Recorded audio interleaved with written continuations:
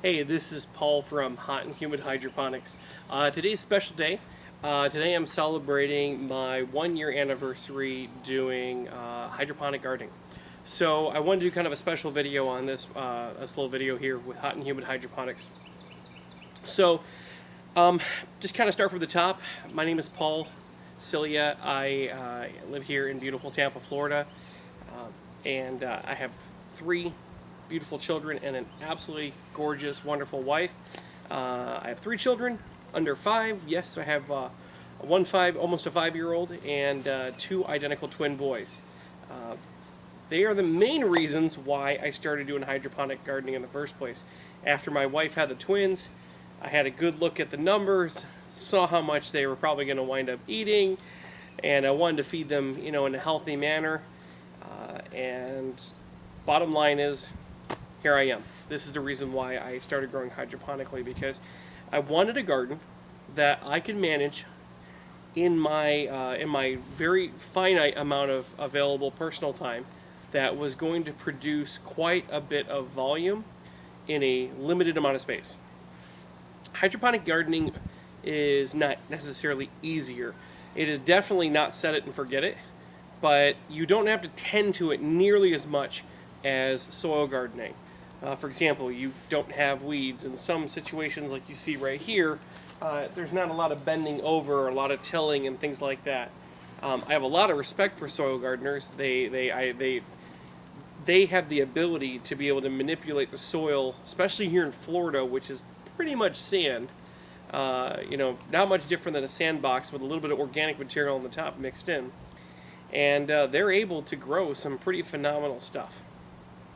So, one thing I want to bring to people is that this is for those who have never seen me or seen my videos, or they're just new to the Hot and Humid Hydroponics group here on Facebook.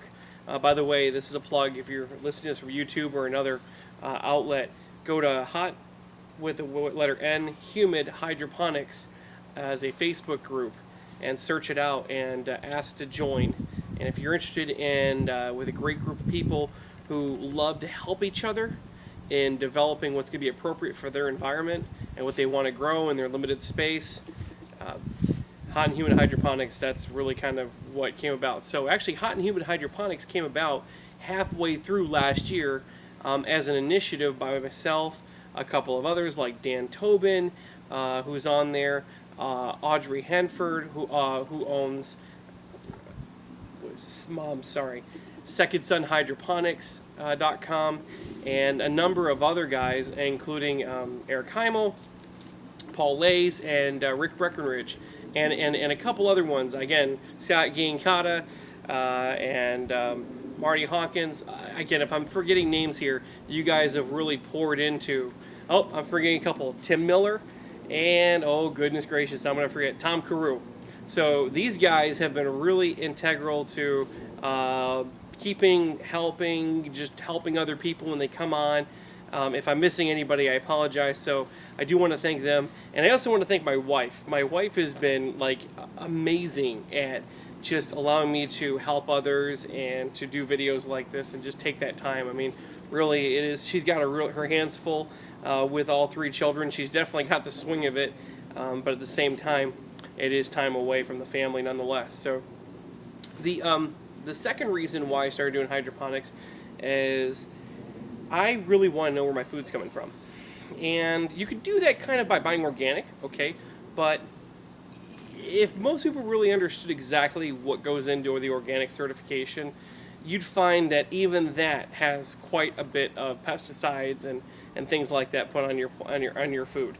Again, it's better than most other things, and hydroponics doesn't actually have an organic certification. But from the eyes of most people, organic means I'm not covering my crops on a weekly basis with some really, really heavy stuff just to make it look perfect. I'm actually trying to use as much organic as possible. I'm not saying that I don't use some commercial pesticides, etc., but I use them in moderation, and I only use them when I'm dealing with things acutely. And I also make sure that there's huge times in between harvests and so forth. Like right now, everything's in full harvest. I would not use a commercial or a readily available market pesticide on any of these vegetables that's not OMRI certified in many cases. So, I digress. So this right here behind you, for those who have never seen a type of hydroponic system like this is called the Tower Garden. They come in all different types of brands. This one happens to be Hydrostacker, which is based out of Mayaca City here in Florida. One of the advantages of this type of product is that the nutrients and the water, like a liter per 3 times a day, 4 times a day, will come from the top of the drip here and will pour down, and it'll just be enough to soak that bottom and then stop, okay? And then it'll do it 2 or 3 more times that day. Well, some would say that would be like wasting hydroponic nutrients, and to some degree it is a little bit. However, this is probably the most foolproof way to do hydroponics in Florida or in any climate. Why? Because you're not dealing with the pH imbalances, and you're not dealing with the ups and the downs that happens when you get like a recirculatory system, like you see the PVC tubes with the plants inside them, or you see the big Dutch buckets like I have behind me that you can't quite see right now. Now those systems are great and they have their place, and if you're kind of one of those people that likes to micromanage and get involved in your hydroponic system, they work out phenomenally, and you can save a little bit of money because it does reuse the nutrients over and over again.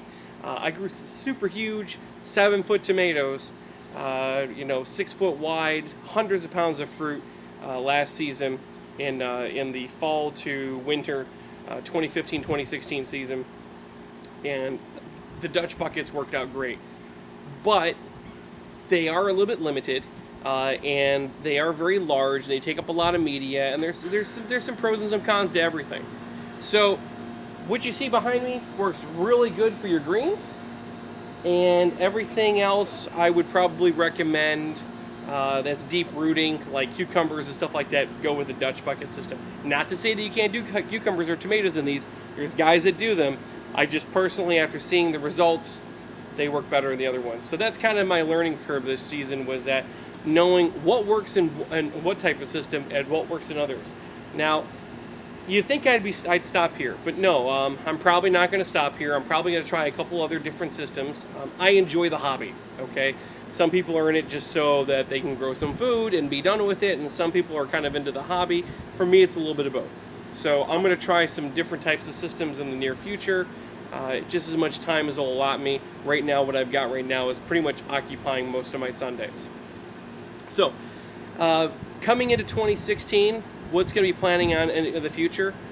I've got I'm actually really excited for the fall season. So for those who don't know the Florida season, you get a minor season between February and it stops right around July because it gets just way too hot and everything stops. But the fall season, right around September, October, you start planting things, and they will run all the way through February. So you get a much larger crop.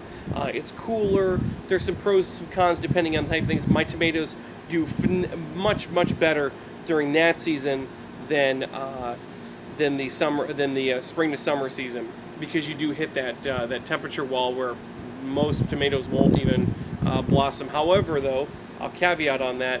I am growing some Everglades tomatoes here in Florida that are really tiny currant tomatoes, and thank you very much, Vicky Parsons, for that.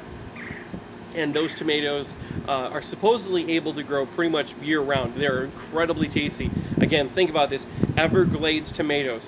They're a micro size. They're about the size of a blueberry. Man, they pack some serious flavor, and they just are beautiful to put on salads, and they just go forever and ever and ever. So if you're looking just for something to throw into salads, etc., and do something unique, definitely would recommend checking that out. If you're interested in getting some seeds, just go ahead and ask for Vicky Parsons on Hot and Humid Hydroponics, and she can send some out to you for a minor cost. Anyways, so pardon me. So what else is going on? 2016, big difference. So the camera isn't lying, guys. I'm a very large guy. So the last and final reason why I actually did hydroponics was to get healthier. So there's an incredible cost to go ahead and try to do kale shakes and salads every day, and with a limited single income earner income, I can't do that every day for myself. I'm really blessed actually now that I work for a company that does salad bars every day really cheap, but at the same time you want to be able to provide it for your family as well. So behind me, we just harvested our first salad today, which is kind of unique. The first year anniversary on the hydroponics. First year I'm growing I got some salad. We got a salad going tonight. It's going to be awesome. So again, I just want to appreciate everybody who's helped me this year. I mean, this really is the whole part of the video, just to kind of give a shout out to everybody. Thank them for helping me get to where I'm at. And this is my final point. There are people watching this video right now that are sitting on the rope. I get certain posts I do on Hot and Humid Hydroponics gets a ton of attention, and from people I don't even see comment or like or anything like that on other posts, especially when they're a little more on the technical nature. Those people, in my opinion, are sitting on the fence waiting for something to happen, or I could be wrong, you're about to do something and you're just not sure what it is. Let me encourage you with something. I'm 35 years old. I'm a larger guy. I have some physical disabilities because of that. I have a left leg that has a sciatica that is in pain almost any time I stand up here. Right now, my leg is in pain. Okay? I'm working on myself to get trimmed down so that no longer is a problem. I have 3 children under 5. I'm working full-time, and I go to school half-time, part-time, to wrap up a bachelor's degree. So my point is that if I can do it with my limitations and with my time invested and the micro amount of time, and I'm able to put out this,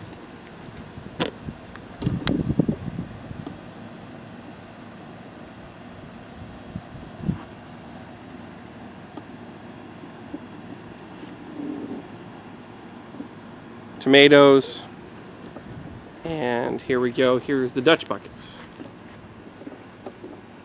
That's a moringa tree if anybody's caring to ask. That's watermelon on the right. I'll go from the right to the left. Watermelon, squash, that's patty pan squash, zucchini squash. That one right there is a cucumber, however it is getting overwhelmed by said squash. Another cucumber.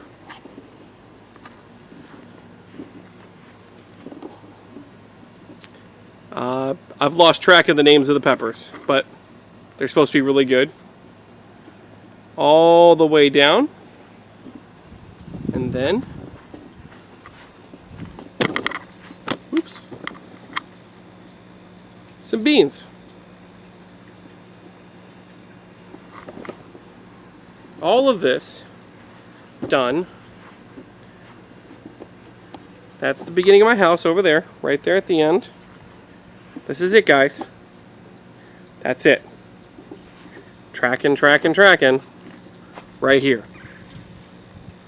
If you don't have space, hydroponics is the way to go, guys. Use along your fence line, and use your vertical space when you can.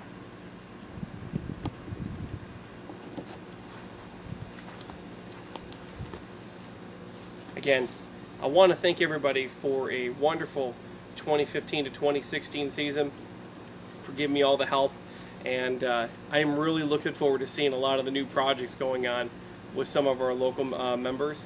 And if I can encourage anybody just to go out there and try it, go do it. Again, this is Paul from Hot and Humid Hydroponics. Thank you.